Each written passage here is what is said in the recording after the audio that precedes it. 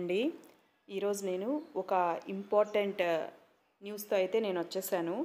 ఏంటంటే అండి, ఆంధ్రప్రదేశ్ ప్రభుత్వం నిరుద్యోగ భృతి పథకం గురించి చెప్పడానికి. ఇది ఆంధ్రప్రదేశ్ రాష్ట్ర ప్రభుత్వం నిరుద్యోగ యువతకు ఆర్థిక సహాయం అందించడానికి ఏపీ ముఖ్యమంత్రి యువనేస్తం పథకాన్ని ప్రారంభించింది. ఈ పథకం కింద అర్హతలున్న నిరుద్యోగ యువకులు నిరుద్యోగ భృతి అందించబడుతుంది. దీనికి కావాల్సిన అర్హతలు ఏంటంటే అండి, వయసు 22 నుంచి 35 సంవత్సరాల మధ్య ఉండాలి.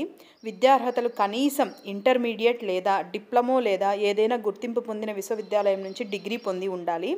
రాష్ట్ర పౌరులై ఉండాలి, అంటే ఆ అభ్యర్థి ఆంధ్రప్రదేశ్కి సంబంధించిన వాడై ఉండాలి. ఇతర మార్గాల్లో ఆదాయం అభ్యర్థికి నెలకు 10,000 కన్నా ఎక్కువ ఆదాయం అనేది ఉండకూడదు. భూమి పరిమాణం అభ్యర్థి కుటుంబ ప్రాంతంలో 1500 చదరపు అడుగుల స్థలం లేదా గ్రామీణ ప్రాంతంలో 5 ఎకరాల కంటే తక్కువ వ్యవసాయ భూమిని కలిగి ఉండాలి. ప్రభుత్వ ఉద్యోగం లేకుండా ఉండాలి. అభ్యర్థి లేదా కుటుంబ సభ్యులు ప్రభుత్వ ఉద్యోగం లేదా పెన్షన్ పొందేవారు కాకుండా ఉండాలి.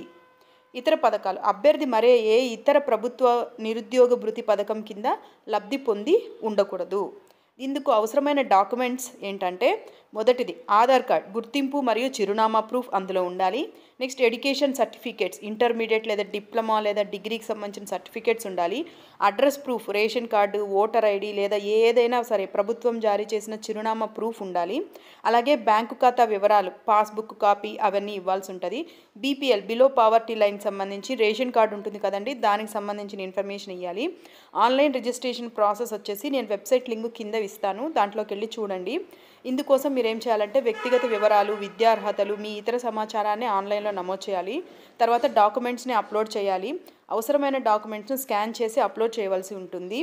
సబ్మిట్ చేయడం పూర్తి చేశాక సబ్మిట్ చేయండి. ఆధార సమాచారం ప్రకారం రిజిస్ట్రేషన్ కంప్లీట్ అయిన తర్వాత మీకు అందుకున్నటువంటి రిసిప్ట్ను, అప్లికేషన్ ఐడిని భద్రపరచుకోవాల్సి ఉంటుంది. ఆఫ్లైన్ రిజిస్ట్రేషన్ ప్రాసెస్ వచ్చి, మొదటిది గ్రామ వార్డు సచివాలయంలో మీకు దగ్గరలో ఉండే దగ్గర వెళ్ళి సచివాలయంకి వెళ్తే వాళ్ళు దానికి సంబంధించిన ఇన్ఫర్మేషన్ ఇస్తారు. దానికి సంబంధించినటువంటి ఫామ్ కూడా ఇస్తారు. ఆ ఫామ్ని తీసుకొని ఆ ఫామ్ని నింపవలసి ఉంటుంది. అవసరమైనటువంటి అన్ని వివరాలు, డాక్యుమెంట్స్ దానికి సంబంధించినవన్నీ ఆఫ్లైన్లో సమర్పించవలసి ఉంటుంది.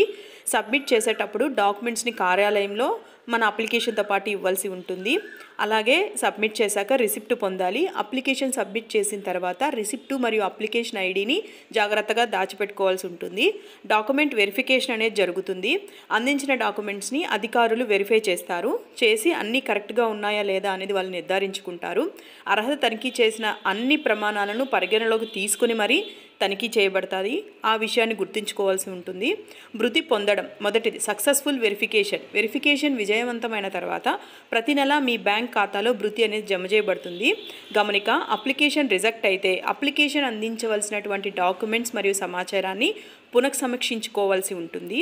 అప్లికేషన్ స్టేటస్ చెక్, మీ అప్లికేషన్ స్టేటస్ను వెబ్సైట్ ద్వారా లేదా సచివాలయంలోకి వెళ్ళి చెక్ చేసుకోవచ్చు, ఎంతవరకు ప్రాసెస్ జరిగింది అన్న విషయాన్ని. హెల్ప్ లైన్, ఏవైనా సమస్యలు లేదా సందేహాలు ఉన్నప్పుడు ప్రభుత్వం అందించిన హెల్ప్ లైన్ నెంబర్ ద్వారా, సపోర్ట్ ఈమెయిల్ ద్వారా మనం తెలుసుకోవాల్సి ఉంటుంది.